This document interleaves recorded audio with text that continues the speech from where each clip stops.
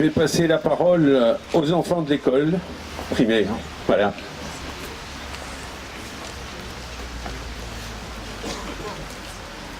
Le 24 septembre 1915. Chers cousins et cousines, ne voulant pas écrire à chez nous ce que je veux vous dire, vous m'excuserez d'avoir recours à vous. C'est peut-être la dernière lettre que j'écris, car dans 1 heure, nous montons aux tranchées pour demain attaquer et essayer de faire la trouée. Comme ma compagnie part en tête, il est probable que pas ou très peu rentreront. Donc je vous demanderai, si au cas où je n'écris plus, de faire ma part de ma lettre à chez nous. Notre attaque se produit dans une plaine un peu à gauche de Saint-Thomas, petit village de la Marne. Donc c'est là que je vais porter mes os. Vous pourrez les consoler un peu en leur disant que c'est pour la délivrance de la France que je suis tombée. Conservez le silence et excusez-moi de vous envoyer cette lettre. Les derniers baisers que j'adresse sont sûrement pour vous, mais réservez-en un peu à mes parents. Adieu. Monsieur Eva.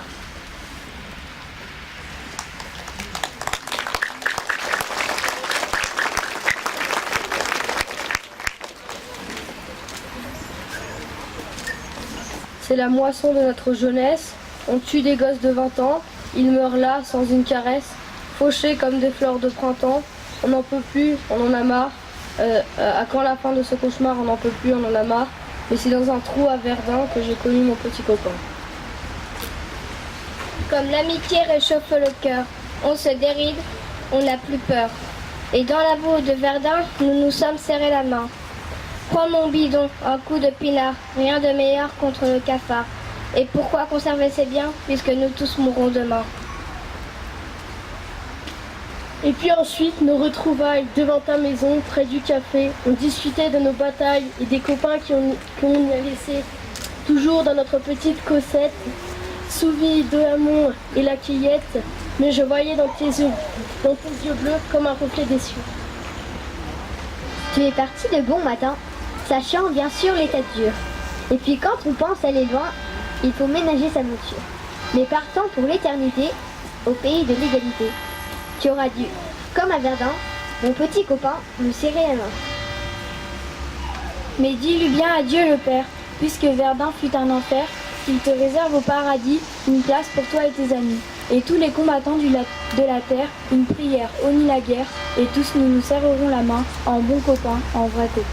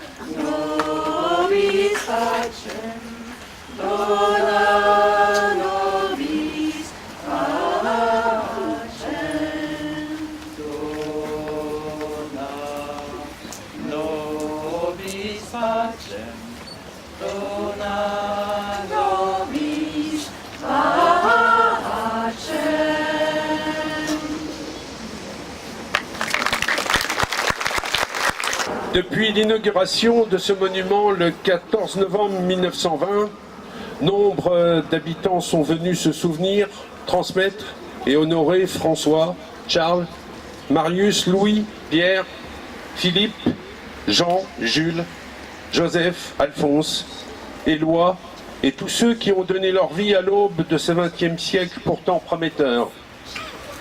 La commune de Messery compte un peu plus de 500 habitants au moment du conflit. On dénombre une trentaine de morts sur ce monument pour la Première Guerre mondiale. Ils sont partis de chez eux un matin, après l'ordre de mobilisation générale, le plus souvent à pied, pour rejoindre la gare la plus proche, allant vers un destin tragique. Ceux qui en sont revenus auront connu la faim, l'horreur des tranchées, le martèlement des canons, la folie humaine. Pour les autres, la mort brutale. Par milliers, ils sont tombés au champ d'honneur. Le 22 août 1914, lors de la bataille des frontières, en quelques heures, c'est 27 000 Français qui tombent sous les balles des mitrailleuses allemandes. Effroyable destin, et ce n'est que le début. La France, alors peuplée d'un peu plus de 39 millions d'habitants, va perdre au terme des hostilités 1 400 000 soldats et 300 000 civils, avec près de 4 300 000 blessés sur un total de 8 millions d'hommes et de femmes mobilisés. Cette tragédie va marquer profondément la société. Des perturbations sociétales s'en suivront. Il faudra voir dans le destin de la population tous ces orphelins et veuves de guerre qui vont se retrouver seuls, et le plus souvent en milieu rural où il faudra pourtant bien continuer à vivre. Une génération complète sera sacrifiée et gardera en elle un profond traumatisme. Les femmes connaîtront un bouleversement de vie. Elles qui ont remplacé à la main-d'œuvre dans les champs, les usines, les administrations, pendant que les hommes servaient de chair à canon. Plus de 20 pays seront impliqués dans ce conflit qualifié de guerre totale.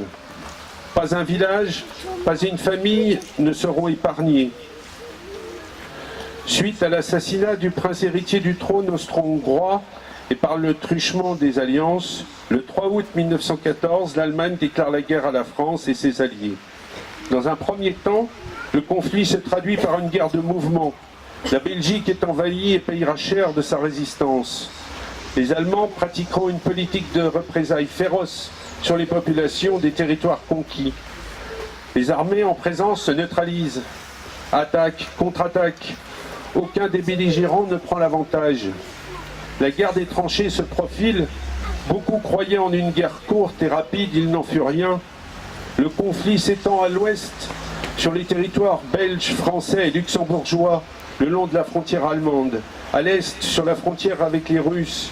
Au sud, sur la frontière entre l'Italie et l'Autriche, et dans le sud-est de l'Europe, dans les Balkans et à la frontière de l'Empire ottoman, la Turquie. À partir de 1915 et durant l'année 1916, les grandes batailles de position se succèdent. Ypres en Belgique, la Marne, Verdun, la Champagne, la Somme. Le 2 avril 1917, l'Amérique déclare la guerre aux empires centraux. Les premiers contingents américains arrivent le 26 juin. Les batailles se succèdent sans vraiment donner l'avantage aux uns et aux autres. Les premiers combats avec des chars interviendront pour les Anglais en septembre 2016 et en avril 2017 pour les Français sur le théâtre des opérations de la Somme. La guerre de mouvement reprend en 1918. Au début de l'année, les Russes sur le front de l'Est cessent les hostilités. Le régime du tsar s'effondre. La révolution est en marche. Les Allemands en profitent pour renforcer le front de l'Ouest en France, principalement. Pourtant, malgré des efforts, les Allemands n'auront plus l'avantage. Les Alliés vont engager des contre-attaques sur tous les terrains d'opération, en France, en Autriche, en Italie, dans les Balkans. La Bulgarie capitule le 29 septembre. L'Autriche capitule le 4 novembre. L'Allemagne est en proie à de graves troubles. Des grèves, des révoltes, des mutineries font que le pouvoir du Kaiser Guillaume vacille. Il abdique, un nouveau chancelier est nommé, les militaires sont désavoués. L'Allemagne capitule le 11 novembre 1918 à 11 h. Jusqu'aux dernières heures du conflit, des hommes tomberont à cause de l'ordre de supérieurs acharnés et aveuglés par la haine et l'orgueil. À 11 h, les canons cessent. L'armistice est signé. Depuis les bords de la Manche en Belgique, aux confins des Vosges, un vaste territoire labouré par 4 années de guerre va enfin pouvoir panser ses plaies. La France est victorieuse, mais à quel prix? N'oublions jamais que des hommes de 1914 ont donné leur vie pour la liberté, la patrie, pour notre liberté et pour la paix en Europe. Vive la République, vive la France.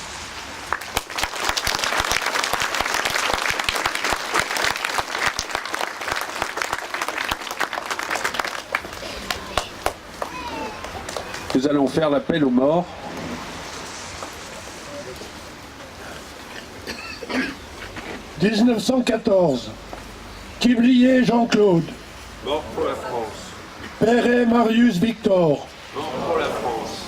Dumont Joseph. Mort pour la France. Arpin François. Mort pour la France. 1915. Goy Jean. Mort pour la France. Servage Alexandre. Mort pour la France. Rémermier Vincent. Mort pour la France. Servage Alphonse. Mort pour la France. Servage Augustin. Mort pour la France. Duborgel Louis Jean-Marie. Mort pour la France. Crozet François. Mort pour la France. D'Alex Ernest. Mort pour la France. Vernaz Munier Joseph. Mort pour la France. 1916. Quiblier François. Mort pour la France. Arpin Marius Louis.